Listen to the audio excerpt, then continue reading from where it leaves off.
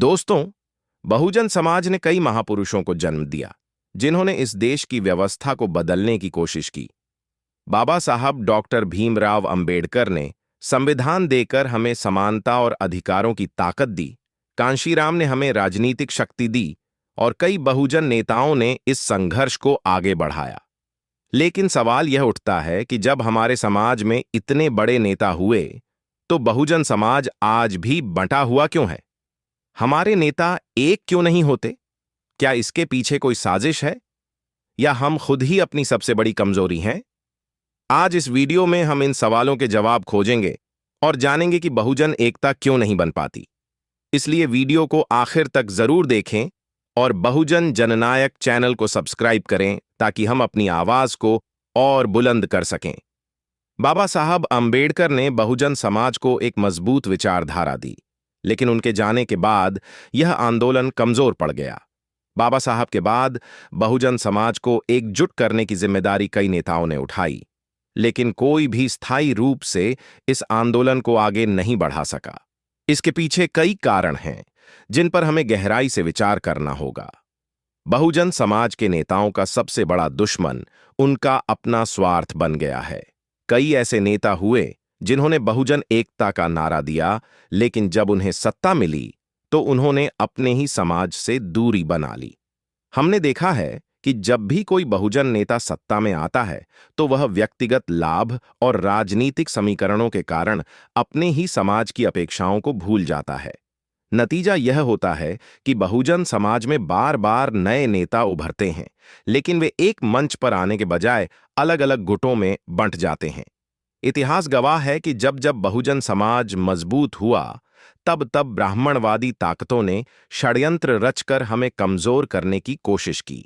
चाहे बाबा साहब अंबेडकर हों, कांशीराम हों या अन्य बहुजन नेता, हर किसी के आंदोलन को तोड़ने के लिए सत्ता व्यवस्था ने साजिशें कीं। बड़ी पार्टियां बहुजन नेताओं को आपस में लड़वाने का काम करती हैं। जो नेता सच में बहुजन समाज के लिए लड़ता है उसे बदनाम किया जाता है, उस पर फर्जी मुकदमे लगाए जाते हैं और मीडिया के जरिए उसकी छवि खराब कर दी जाती है। दूसरी ओर कुछ बहुजन नेता खुद ही इन राजनीतिक दलों के हाथों की कठपुतली बन जाते हैं और अपने ही समाज को धोखा देने लगते हैं। बहुजन समाज का सबसे बड़ा दुश्मन उसकी जातिगत मानसिकता है। हमारे समाज में कई उपजातियां हैं और दुर्भाग्यवश हम इन उपजातियों के आधार पर ही अपने नेताओं को चुनते हैं। अगर कोई दलित नेता उभरता है तो दूसरे दलित उसे सपोर्ट नहीं करते, बल्कि दूसरी जातियों के नेता को सपोर्ट करने लगते हैं। यही हाल ओबीसी समाज का भी है। हम छोटी छोटी जातियों में बंटकर बड़े मकसद को भूल जाते हैं, जबकि दूसरी ओर अन्य समाज के लोग अपने नेताओं को मजबूत करने में जुटे रहते हैं। अगर हमें अपने समाज को एक करना है तो हमें जाति के दायरे से बाहर आकर सिर्फ बहुजन पहचान के आधार पर एक होना होगा। कांशीराम जी ने बहुजन समाज को एक मजबूत संगठन बामसेफ और बसपा के जरिए एकजुट किया था, लेकिन उनके बाद कोई ऐसा संगठन नहीं बना जो बहुजन समाज को एक कर सके। आज जरूरत है कि बहुजन समाज के सभी नेता एक मंच पर आएं, एक दूसरे के खिलाफ बयानबाजी बंद करें और एक मजबूत संगठन बनाएं।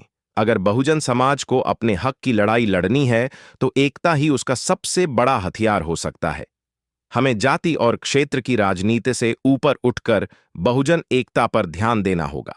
हमें उन नेताओं की पहचान करनी होगी जो सच में बहुजन समाज के लिए काम कर रहे हैं, न कि वे जो सिर्फ चुनाव जीतने के लिए हमारे बीच आते हैं।